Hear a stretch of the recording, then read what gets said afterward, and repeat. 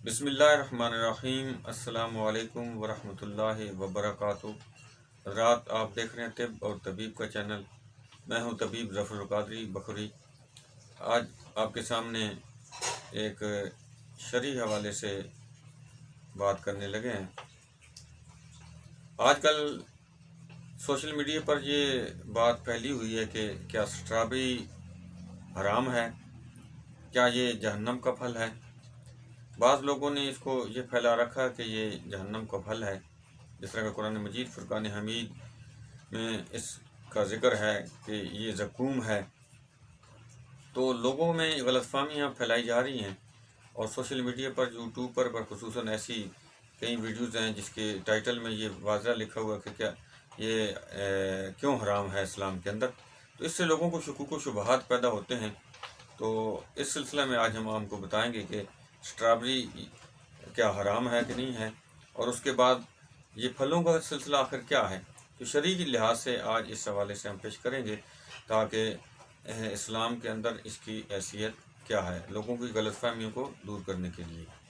تو اللہ رب العزت جل شانہ قرآن مجید فرقان حمید میں سورۃ دخان ہے، اور اس کی آیت نمبر 43 میں ارشاد فرماتا ہے، ان شجرۃ الزقوم، بے شک یہ تھور کا پیڑ ہے۔ تو اس زقوم کو جو اعلیٰ حضرت فاضل بریلوی رحمہ اللہ نے اس کا ترجمہ کیا، اس کا تھور کے نام سے زقوم کا ترجمہ کیا۔ اس طرح مفسرین نے اس زقوم کے بارے میں جو لکھا ہے وہ یہی ہے کہ یہ تھور یا تھوڑ، اس کو دو ناموں سے پہچانا جاتا ہے۔ تو یہ اس کا درخت ہے۔ اب تھوڑ جو ہے وہ کیا چیز ہے، اور زقوم جو وہ کیا چیز ہے، اور آج اسٹرابری جو کیا زقوم میں شامل ہے کہ نہیں ہے۔ تو اس سلسلے میں عرض یہ ہے کہ یہ اسٹرابری ایک پھل ہے، اور اس کا جو ذائقہ ہے وہ اچھا ہے، اور یہ خوشنما پھل ہے۔ اس کا تعلق زقوم سے نہیں ہے، حالانکہ قرآن مجید فرقان حمید میں یہ بات واضح لکھی ہے کہ وہ جہنمیوں کا پھل ہے۔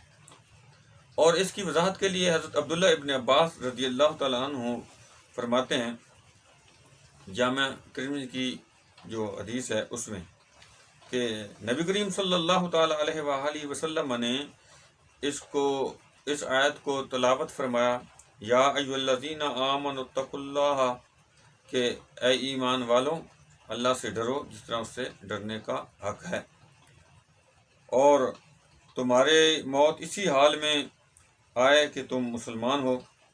اور سورۃ آل عمران کی یہ آیت نمبر 102 ہے۔ تو اس کے بعد ارشاد فرمایا کہ اگر زقوم کا ایک قطرہ بھی دنیا میں گر جائے تو دنیا والوں کے لیے اس کی زندگی جو ہے وہ برباد ہو جائے، تو ان لوگوں کا کیا ہوگا جن کا یہی کھانا ہے۔ تو زقوم وہ ایسی چیز ہے کہ اگر وہ اس کا ایک قطرہ زمین میں گر جائے تو لوگوں کی زندگی جو ہے وہ برباد ہو جائے گی۔ تو لہٰذا یہ دنیا میں کسی پھل کو زقوم کہنا یہ درست نہیں ہے، اور اس طرح لوگوں کو غلط فہمیوں کا شکار کرنا بھی درست نہیں ہے۔ اور خاص کر اسٹرابری جو ہے وہ پوری دنیا کے لوگ کھاتے ہیں، خاص کر مسلمان ممالک کے اندر بھی یہ کھائی جاتی ہے، پاکستان میں بھی کھائی جاتی ہے۔ اور آپ دیکھتے ہیں کہ اگر کوئی ایسا مسئلہ ہو تو عالم اسلام کے نامور جو علماء ہیں وہ اس بارے میں شرعی فتویٰ جاری فرماتے ہیں، لیکن آج تک سوائے ایک دو بندوں نے جو اپنے فہم سے یہ بات کہی ہے تو ان کا یہ قول درست نہیں ہے۔ تو یہ اسٹرابری کھانا شرعی طور پر جو حلال ہے، کیونکہ پھلوں میں یہ اصول ہے کہ وہ طبی لحاظ سے اس میں کوئی ایسا مسئلہ نہ ہو جس سے طبیعت خراب ہوتی ہے تو وہ نہ کھائے، لیکن عمومی طور پر جو پھل ہیں جن کو ہم کھاتے ہیں تو وہ شرعی لحاظ سے جائز اور حلال ہی ہوتے ہیں۔ اس میں کوئی شرعی کلی کے خلاف اگر وہ بات ہو گئی تو پھر ہم اس کے بارے میں بتائیں گے۔ لہٰذا یہ جو غلط فہمی ہے کہ اسٹرابری اسلام کے اندر حرام ہے، تو ایسا کوئی مسئلہ نہیں۔ یہ جہنمیوں کا پھل ہے، ایسا بھی کوئی مسئلہ نہیں۔ جہنم میں ہی ان کو وہ چیز دی جائے گی، یہاں دنیا میں وہ جہنمیوں کا کھانا کسی کو نہیں دیا جاتا۔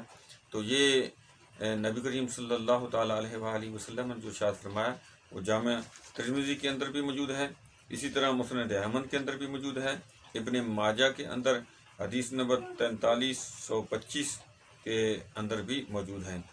تو لہٰذا رسول اللہ صلی اللہ علیہ وسلم کے فرمان کے روشنی میں یہ بات واضح ہو جاتی ہے کہ یہ اسٹرابی جو ہے وہ اس کا پھل نہیں ہے جو زقوم ہے، اور زقوم کا معنی مفسرین نے یہی کیا ہے کہ وہ تھور یا اس قسم کا درخت ہے، اور اس درخت کا جو درخت ہے اس کا اگر ایک جو اس کا دودھ نکلتا ہے یا اس کے اندر لعاب نکلتا ہے تو یہ جو تھور ہے یہ اتنا زہریلا ہے کہ اگر اس کا قطرہ کسی جسم کے ساتھ لگ جائے تو وہاں فوراً جلد جو ہے خراب ہونا شروع ہو جاتی ہے۔ تو وہ سخت قسم کا کڑوا ہے، اور جو اسٹرابری ہے وہ بالکل خوش ذائقہ اور خوشنما پھل ہے، لہذا یہ شرعی لحاظ سے حلال اور جائز ہے۔ اللہ تعالی ہم سب کو سمجھتا فرمائے۔ وما توفیقی الا باللہ العلی العظیم۔